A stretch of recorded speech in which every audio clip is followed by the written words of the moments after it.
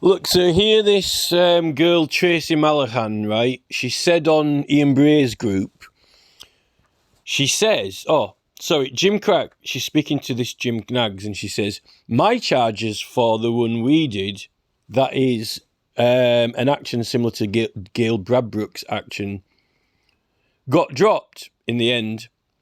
I don't know if cause I played up in court or what, but I do still occasionally ponder what the fuck may have happened if I'd got up there. Probably would have fallen off, in all honesty. I haven't seen the photograph of what they did for their action, but it's the charges for the one we did got dropped. Well, was that just an action, or it's suggestive of it was similar to what Gail did? I don't know whether they broke a window or what, but it likely is criminal damage, or they wouldn't have been in court. But a lot of them, the ones that don't get charged, there are many of them who don't even get charged or questioned, remember. But when it is criminal damage, they're trying to say it's criminal damage. And the thing is, when you do in the first instance, right at the start, say, right, I'm going to do this, right? What act are you doing it through, right?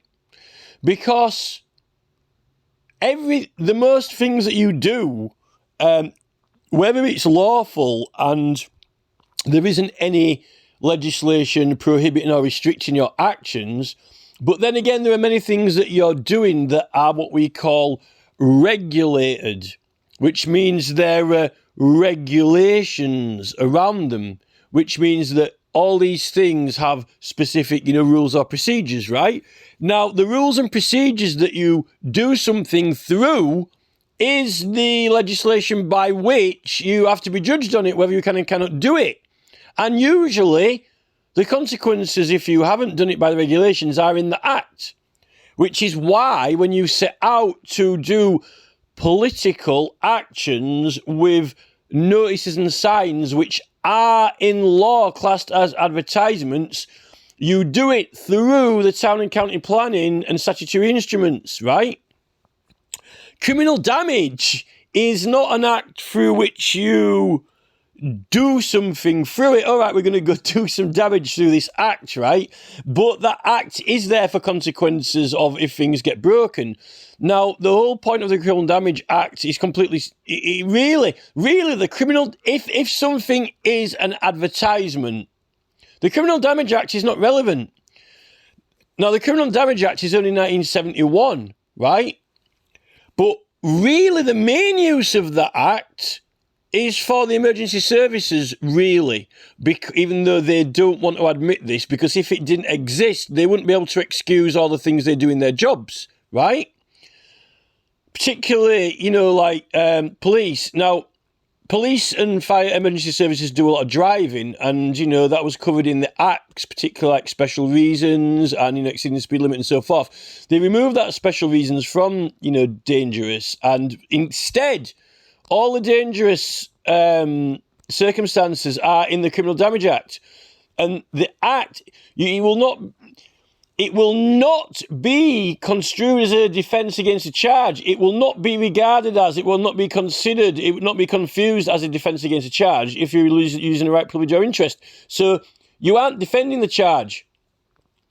Like in my case, you're putting your right forward, and in my case, I wasn't on defence. I had a civil case to put in the proceedings made separate to set out the right. I don't really know how. I haven't heard of many of the Extinction Rebellion cases that has happened to. I got a civil hearing case where I wasn't defending myself in that hearing, and it wasn't a trial. If I'd approved the right, then I wouldn't have faced trial. I don't see that happening with these Extinction Rebellion people. They don't seem to be claiming the political rights. Now, the thing is, your right, privilege and interest is exercised through other acts where you have a right, privilege or interest. And you have to validate whether you do have a right, privilege or interest or not. If that's sort of what they're doing in this Gail Bradbrook case, the way it's going, but she's saying she's doing a new kind of defence that they haven't tried before, but that's still a defence. When I went in to do my rights claim at Leicester, it was not a defence. I was not defending myself. I was setting out, that I had a right, which it's an immunity right, which exists.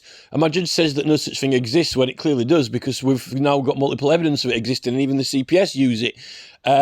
So it all come down to whether or not I was doing what I claimed I was doing, because whether I was doing what I claimed I was doing either makes me eligible to be covered with the right or not. And the judge actually said that he had no doubts that I was doing what I said that I was doing, so I am automatically covered, and he can't say that the immunity doesn't exist. So going back to the town and country planning, I believe that all of these activists, when they set out in the first instance, they are promoting and advertising a political cause. So it's adverts. So we proceed with it through the Town and Country Planning Act. And whether they can or can't do that, and whether they have permission or not, and whether or not there's any fines or anything if they don't comply with the regulations properly, is in the Act. And you will find that there are offences and punishments in the Act. Now, if you say, well, the police want to do it for criminal damage, well, the police might want to sue her for illegal immigration, but she's not an illegal immigrant. This is the thing. The police and CPS seem to like to have creative, they love this creative, poetic license, or it's Gail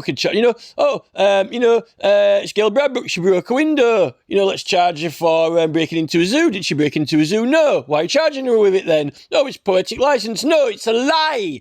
You are lying. The police like to make up, and the CPS like to make up all manner of stuff they want, but when we do, oh, no, you can't have that. But they do. There's something defectively wrong with them, critical internal errors in those services. Now, in the Town and Country Planning Acts, right, the first one, let's start with the 1991 Act, or 1990 Act, 1991 Act. It sets out definitions. An advertisement is a sign, letter, word, or representation. Right, representation. Representations are something which means something. It has a meaning, or it stands for something or represents something, like a lot of artwork does. Artwork itself, the subject of art history, what does this painting represent? So pictures, images, right? Now, here is a religious representation. Here we have a religious representation. Here is a humanoid man. It may be to scale, or it may not be to scale. It may be smaller than life or bigger than life scale, with nails through his hands on a wooden cross. It does represent, in the religion, it means something, and it is a sign. And the sign is to communicate or advertise it represents the beliefs of the religion. Here's another one. We could get some pictures of Pope Francis next to this one. This is looks odd because it's slightly smaller scale to real life. The thing with this representation is it represents what actually happened to someone, and it represents, what the Romans were doing to these people, and what the Middle Eastern people were doing to people, crucifying people. They actually did this. It's meant to be as close to life as possible, save for actually, doing the deed. It's a model of it anyway. A working model. They don't want a real person on there. It won't last long. Although there are around the church plenty tombs of various highly prolific figures of history. So this is a representation. So it's actually an action of a person. It's the actions of a person. So actions of a person on display must definitely be a meaning, and it is a representation. Now, the thing is, So in that act, this is a representation, because this is what the church, all the churches, when they install these outside or anywhere or on the outside of the building and so forth, that's what they're using, whether they're doing it privately or not. It is classed as an advertisement. Now, so we move on to whether or not you can or can't do it. We know what it is. We have established beyond reasonable doubt what it is, right? Now we need to establish whether or not Gail Bradbrook can do a representation. Now, it's political for a political campaign to send a message to the government in their climate action. So it is political. Are there any rights that you can use when you're bringing a case to the government? And also, by the way, in that Act, in the Town and Country Planning Act, type in the search box in the PDF version, representation, and there are 104 instances of it, and only one of them is the instance to identify the sign letter or, a representation as an advertisement. It clearly does that. And every single other instance of the word representation is in regard to bringing a case, defending a case or bringing a case, a representation. I'm making a representation now for Gail Bradbrook, right? If you try and find in the Act, let's see what in this Act representation means, well, it doesn't. There is no schedule at the end which says in this Act representation means. So what does representation in the Act mean? In the Act, there is 103 instances or whatever of representation that means a representation is bringing a case. Now, with political matters, you're bringing a case to the government. And one of those instances in the Act certainly means representation is an advertisement. Right? So not only advertisement, it's a case. Bringing a case for something. Advertising a case for something, a representation. Now, short of putting the guy in a box, in a coffin, then it would be a case around him, wouldn't it? If he had a coffin around him, it would be a case. Now, in the Act, Class F, through the use of an enactment, which enactment are we using? We know what enactment we are using, the right to petition, and all prosecutions for doing so are illegal. Period. No reasonable, no proportionate, no measuring. It is yes or no. What are you doing? Are you doing it for this reason or not? Now, the problem is that, well, it's not a problem, but if you look at the parts 1, 2, 3, 4, parts 2 and 3 don't apply. And part 1 is the introduction, just the introductory text. Part 2 and 3 are the deemed consent and express consent, which don't apply to F because you get consent. Now, in the statutory instruments, what is the opening of that town and planning statutory instruments? It's a statutory instrument. It's not the original Act. The original Act is by consent of Lord Spiritual Temporal. The statutory instruments is by Parliament, the Commons, and added a new statutory instrument. It's not an Act, but it's made, the statutory instrument's made on the back of the previous Act, right? With consent of Lord Spiritual Temporal. Deemed consent. There's poetry in this, like this representation here.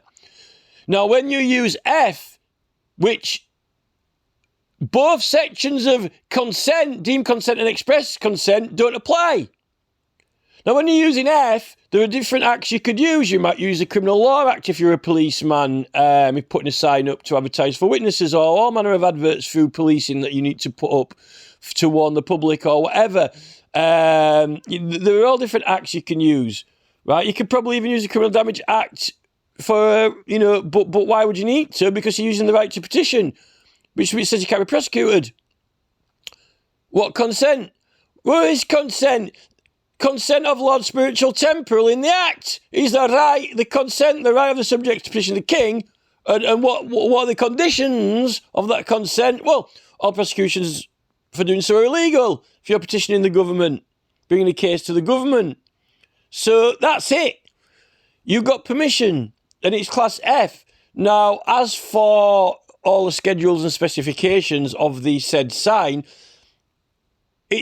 because it's a representation, that makes it into a sign and brings it under that act. It's dealt with under that act. If it isn't an advertisement, then it's not under this act, because this act deals with advertisements, right? So if it's not an advertisement, then you can say, well, is it damage? What is damage? Well, scrape, scrint, dint, blunt, dunt, rip, tear, smear, smear, whatever, right? But they aren't advertisements, are they? Because criminal damage does it mention advertisements in the act? No. So why are you charging her with it then? There are punishments under the town and country planning if you do not have consent to put adverts, or if you cause, remedy costs for advertisements, which the council can charge to whoever, but you can't give a letter, you can't send a letter to the person who installed the advertisement or the representation, because they are immune through exemption from, they automatically got consent. The law gives them consent. But what is the nature of the consent is that when you're not liable to be prosecuted, then, you can do what you want without being prosecuted. But whether or not, if someone else wants to remove it or not, that's different. But the council can't issue a removal notice. Now, whether or not they can obliterate it or not, it says, the council may obliterate the advertisements or signs or notices of the police, right? Well, obliterate the window then. Oh, Gail Bradbrook put stuck a representation into the window of an advertisement. Well, the council or police can go obliterate it then. Why don't you charge the police with criminal damage then for obliterating the window? Well, they are exempt. Or are they through what? Did they put an advertisement up? No. The police going to claim criminal damage? Oh, a right privilege or interest for the police. And are they going to debate that and argue it? Well, officer, should you have obliterated the window? Well, reasonable measures and proportionate. No. Oh, when has a fireman been on trial? Was it a proportionate or reasonable action to remove the roof of the car because it was about to explode? Does the owner of the car ever take the fire brigade to court to say that it wasn't, he caused criminal damage to my car by removing the roof because I didn't want him to? Never. Are the actions ever questioned? No, because they exercise a right, privilege or interest, and it's not to be construed as a defence against a charge, because there is no charge, because they're completely and totally exempted. Says who? Says who? Says who? What court says? What court says? Who says? No, and the police chief says it is not a offence. There is no offence.